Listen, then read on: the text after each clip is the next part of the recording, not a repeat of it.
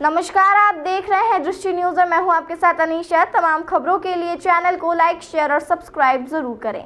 Invest के नाम पर धोखाधड़ी के मामले रुकने का नाम नहीं ले रहे हैं। ऐसा ही एक मामला इंदौर के आजाद नगर थाने में देखने को मिला, जहां एक महिला को नागपुर में रहने वाले आरोपी ने दुगना मुनाफा देने के नाम पर हजारों रुपए जमा करवा लिए और दुगना मुनाफा देने के नाम पर महिला को ठगी का शिकार बनाकर फरार हो गया। दरअसल इंदौर के आजाद नगर थाना क्षेत्र के शांति नगर में रहने वाली पीड़िता सीमा धनगर ने आजाद नगर पुलिस में शिकायत की है कि वर्ष 2020 में चिंकी उर्फ शेखर सहगल नागपुर निवासी ने इन्वेस्टमेंट स्कीम बताकर लाखों रुपए की ठगी का शिकार बनाया है। वहीं आरोपी चिंकी उर्फ शेखर सहगल ने पहले तो पीड़ित से मिलकर एक इन्वेस्टमेंट स्कीम बताई और आरोपी ने दावा किया कि अगर आप पैसा जमा करते हैं तो बहुत जल्दी आपको ज्यादा मुनाफा मिलेगा। वहीं महिला ने आरोपी की बातों में आकर अपनी जमीन बेचकर अलग अलग किश्तों में 13 लाख रुपए जमा कर दिए। आरोपी ने पीड़ित महिला से कहा कि इसके बदले आपको प्रतिदिन 6,000 रुपए दिया जाएगा। जो आरोपी ने पीड़ित महिला को 6,000 रुपए कुछ समय तक भी दिए, जिससे महिला का भरोसा पूरी तरह जीत लिया। जिसके बाद पीड़ित महिला का लालच और बढ़ गया। महिला ने फिर से लाखों रुपए आरोपी को जमा करा दिए। जो आरोपी द्वारा इसके बाद कोई पैसा रिटर्न नहीं दिया गया और आरोपी द्वारा लाखों रुपए लेकर फरार हो गया। वहीं पुलिस ने आरोपी चिंकी और शेखर पर 420 का मामला दर्ज किया है। फिलहाल आरोपी की तलाश जारी है। ये आज़ाद नगर थाना क्षेत्र में रहने वाली हैं सीमा धनगर जी, शांति नगर क्षेत्र में रहती हैं। उन्होंने शिकायत दर्ज की थी कि 2020 में वर्ष 2020 में जो इसमें आरोपी हैं चिंकी उर्फ शेखर सहगल, जो कि मूल निवासी नागपुर के हैं, वो उनसे मिले थे और उन्होंने उनको एक इन्वेस्टमेंट स्कीम बताई थी, जिसमें जो आरोपी है उसका दावा था कि अगर आप पैसे जमा करेंगे तो बहुत कम समय में आपको अधिक रिटर्न मिलेगा। अमूमन ऐसा देखा गया है कि जितनी भी ये अविनियमित जमा योजनाएं होती हैं जिसमें लालच देते हैं आपको, उसी प्रकार की ये योजना थी पूरी। इसमें उन्होंने शुरुआत में उनसे बोला था कि आप अगर 40,000 रुपये जमा करेंगे तो प्रतिदिन के हिसाब से हम 6,000 रुपये आपको वापस देंगे। और उनका ऐसा कहना था कि हम इन्वेस्टमेंट करते हैं और इन्वेस्टमेंट में जो रिटर्न मिलता है वही हम अपने डिपॉजिटर्स को वापस करते हैं। इस प्रकार से जो फरियादियां हैं, उन्होंने कुल, उनका एक ज़मीन थी, उस ज़मीन को बेचने के बाद उन्होंने कुल अभी तक अलग अलग किश्तों में करके 13 लाख से अधिक रुपए आरोपी के पास जमा किए। और इसमें जो बहुत इंपॉर्टेंट बात है कि आरोपी ने शुरुआत में कुछ पैसे वापस भी किए, जिससे कि डिपॉजिटर्स का भरोसा जीता जा सके। एक बार जब वो भरोसे में आ गई कि मुझे ज़्यादा रिटर्न मिल सकता है और मैं इसमें इन्वेस्टमेंट करने से मुझे फ़ायदा है, तो उन्होंने फिर इतनी बड़ी रकम करी और उसके बाद से उन्होंने कोई पैसा वापस नहीं लौटाया है।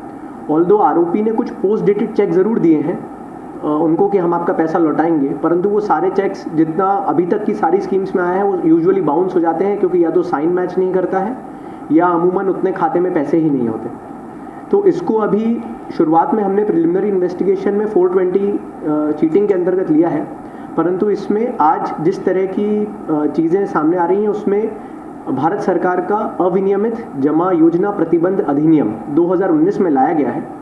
इस अधिनियम की सबसे खास बात है कि किसी भी प्रकार से लोगों से पैसे जमा करना ही फ्रॉड है। अगर आप किसी भी प्रकार से जमा करते हैं और आप रजिस्टर्ड नहीं हैं, उसमें रजिस्टर्ड संस्थाओं के नाम दिए गए हैं, जैसे कि RBI है, सेबी है, इंश्योरेंस रेगुलेटर है या स्टेट कोऑपरेटिव सोसाइटीज़ हैं, अगर आप उनसे रजिस्टर्ड नहीं हैं और आप किसी भी तरह का निवेश ले रहे हैं तो ये इटसेल्फ जुर्म है उसमें। तो हम उसकी भी धाराएं इसमें बढ़ाएंगे और वो बहुत स्ट्रिंजेंट एक्ट है। तो हमें लगता है कि हम इसको बढ़ा के उसमें बहुत स्ट्रिंजेंट पनिशमेंट्स हैं, उसमें फ़ाइन का भी बहुत बड़ा प्रावधान है। उसमें एक बहुत इंपॉर्टेंट प्रावधान है कि हम जो भी आरोपी रहता है उसकी प्रॉपर्टीज़ हम सीज कर सकते हैं, जिससे कि निवेशकों का पैसा वापस लौटाया जा सके। आपके माध्यम से एक मैं ज़रूर पब्लिक को अपील करूँगा, ऐसी बहुत बार घटनाएँ सामने आ रही हैं। जब 2019 में गवर्नमेंट ऑफ इंडिया लाई थी, उसके बाद से ये MP स्टेट ने इसको नोटिफाई किया था।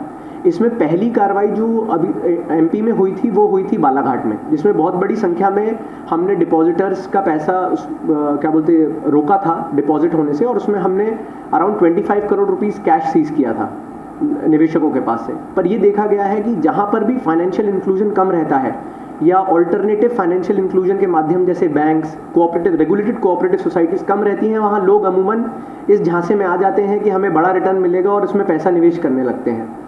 इंदौर में इससे पहले 2 प्रकरण हो चुके हैं इस एक्ट के अंतर्गत। एक थाना एरोड्रम में है, संजीवनी कोऑपरेटिव सोसाइटीज़ का है, उसमें भी ये धारा लगी है, और एक जहाँ तक मुझे लगता है MIG थाने का अंतर्गत भी एक प्रकरण इसमें पंजीबद्ध हुआ है। अभी सरकारी योजना का लाभ दिया था किसी का? जी? सरकारी योजना का भी लाभ दिया था? नहीं, अभी ये बात तो सामने नहीं आई।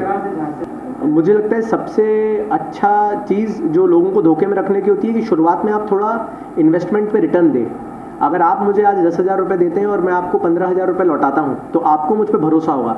सबसे इम्पॉर्टेंट काम जो इसमें आरोपी करते हैं वो ट्रस्ट जीतना एक बार, और इनका सबसे बड़ा टूल रहता है माउथ टू माउथ पब्लिसिटी। आपको रिटर्न मिलेगा, आप 10 लोगों को बताएंगे, उन 10 लोगों से और वो 10 लोगों को बताएंगे, इस तरीके से चेन बनती है। तो जितनी भी ये मनी सर्कुलेशन की स्कीम्स होती हैं या पॉन्जी स्कीम्स जिन्हें हम कहते हैं, वो सारी माउथ टू माउथ पब्लिसिटी पे बहुत ज़्यादा डिपेंड करते हैं। सर और कितने लोग सामने आए हैं? अभी कोई शिकायत करता हो रहा है? अभी तो नहीं आया है, पर हम लोग अब पब्लिक अपील जारी करेंगे तो मुझे उम्मीद है कि अगर और किसी लोगों के साथ भी इन आरोपी या इनके साथ जुड़े हुए आरोपियों ने अगर कुछ किया होगा तो हमारे सामने आएंगे।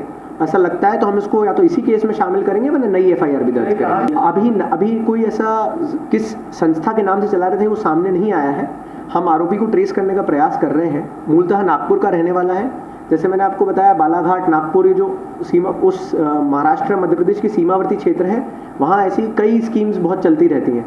तो हम लोग भी प्रयास कर रहे हैं महाराष्ट्र पुलिस से समन्वय बिठाकर कि इसको जल्दी से जल्द अरेस्ट करके फिर इसकी पूरी इनसे समझा जाए कि ये किस तरीके से करते थे।